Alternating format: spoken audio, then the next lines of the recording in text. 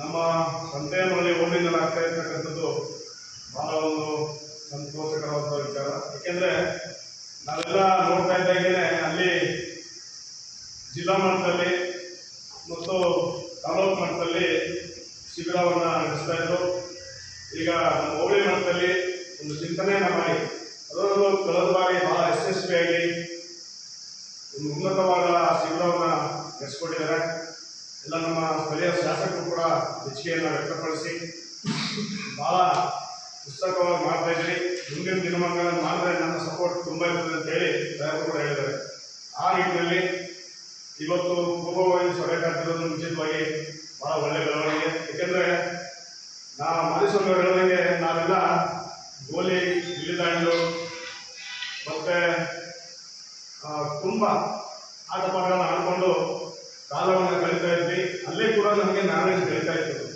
ಅಲ್ಲಿ ಹಳ್ಳಿ ಪ್ರತಿಭೆ ಹೇಗಿರಬೇಕು ಅಂತಕ್ಕಂಥದ್ದು ನಮಗೆ ತೋರಿಸ್ತಾ ಇತ್ತು. ಆದರೆ ಇವತ್ತು ಈ ಯುಗದಲ್ಲಿ ತಂತ್ರ ಯುಗ ಅಂತ ಹೇಳ್ತಾರಲ್ಲ, ಹಾಗೆ ಮೊಬೈಲ್ನಲ್ಲಿ ಇಡೀ ಜಗತ್ತನ್ನೇ ಆಗ್ಬೋದು, ಜಗತ್ತನ್ನೇ ನಾಶ ಮಾಡ್ಬೋದು ಅಂತಕ್ಕಂಥ ಒಂದು ಬೆಳವಣಿಗೆ ಬಂದಿದ್ದೀವಿ ನಾವು. ಆ ಕಾರಣಕ್ಕೆ ಈ ಒಂದು ಮೊಬೈಲ್ ದುಶ್ಚಟಕ್ಕೆ ಮಕ್ಕಳು ಮಾರುವಂತೆಯೇ ತಂದೆ ತಾಯಿಗೆ ಗೌರವ ಕೊಟ್ಕೊಂಡು, ದೊಡ್ಡವರಿಗೆ ಬೆಲೆ ಕೊಟ್ಕೊಂಡು, ಗುರುಗಳಿಗೆ ಒಂದು ಪೂಜೆ ಭಾವನೆಯನ್ನು ನೋಡಿಕೊಂಡು ಕಲಿತಕ್ಕಂಥ ಈ ಒಂದು ಶಿಬಿರ. ಯಾಕೆಂದರೆ ಇಲ್ಲಿ ಎಲ್ಲವೂ ಕೂಡ ಇದೆ. ಶಿಬಿರದಲ್ಲಿ ಆಟ ಆಗ್ಬೋದು, ಪಾಠ ಆಗ್ಬೋದು, ಮತ್ತು ಕರಾಟೆ ಆಗ್ಬೋದು, ಎಲ್ಲ ರೀತಿ ಮಕ್ಕಳಿಗೆ ಕಲಿತಕ್ಕಂಥ ಒಂದು ಬೆಳವಣಿಗೆ ಇದಾಗಿದೆ. ಆ ಕಾರಣಕ್ಕೆ ಪೋಷಕರು ದಯಮಾಡಿ ಎಲ್ಲರೂ ಮಕ್ಕಳನ್ನ ತಂದು ಸೇರಿಸುವ ನಿಟ್ಟಿನಲ್ಲಿ ಎಲ್ಲ ಕಾರ್ಯೋನ್ಮುಖವಾಗಬೇಕು. ಯಾಕೆಂದರೆ ಇವತ್ತು ಈ ದುಶ್ಚಟದಿಂದ ನಾವು ದೂರ ಇರಬೇಕು ಅಂದರೆ ಇಂಥ ಒಂದು ಶಿಬಿರ ತಪ್ಪಾಗಿದೆ. ಮುಂದಿನ ದಿನಮಾನಗಳಲ್ಲಿ ನಾವು ಎಲ್ಲಿ ಹೋಗ್ತೀವಿ ಅಂತಕ್ಕಂಥದ್ದು ನಮಗೆ ಸೋಜಿಗೆ ಆಗ್ತಾ ಇದೆ. ಇವತ್ತು ಎಲ್ಲ ಕಣ್ಣಿಗೆಲ್ಲ ಎಫೆಕ್ಟ್ ಆಗ್ತಾ ಇದೆ, ಬುದ್ಧಿ ಮಂದೆ ಆಗ್ತಾ ಇದೆ, ಮತ್ತು ಮಕ್ಕಳೆಲ್ಲ ಬೆಳೆಗಳೆಲ್ಲ ಇದಾಗ್ತದೆ. ಊಟ ಮಾಡಬೇಕಾದ್ರೆ ಇವತ್ತು ಮೊಬೈಲ್ ಕೊಡ್ಬೇಕು, ಆ ಪರಿಸ್ಥಿತಿ ಉದ್ಭವ ಆಗಿದೆ.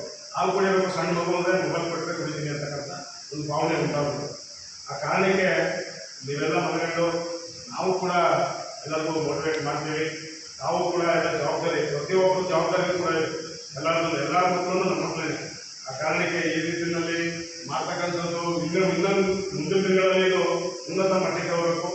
ಈ ಸಂತೆಮಲ್ಲಿ ಹೋಗಿ ಜಿಲ್ಲಾ ಮಟ್ಟವನ್ನು ಮೀರಿಸುವಂಥ ನಿಟ್ಟಿನಲ್ಲಿ ನಾವು ಕಾರ್ಯಕ್ರಮ ಅಂತ ಹೇಳ್ತಾ ಈ ಕಾರ್ಯಕ್ರಮಕ್ಕೆ ನನ್ನನ್ನು ಕರೆಸಿ ಮಾತಾಡೋದಕ್ಕೆ ಅವಕಾಶ ಮಾಡಿಕೊಡುವಂಥ ನಮಗೆಲ್ಲರಿಗೂ ಉಳಿಸುತ್ತಾ ನನ್ನ ಮಾತನ್ನು ಮುಗಿಸ್ತೀನಿ.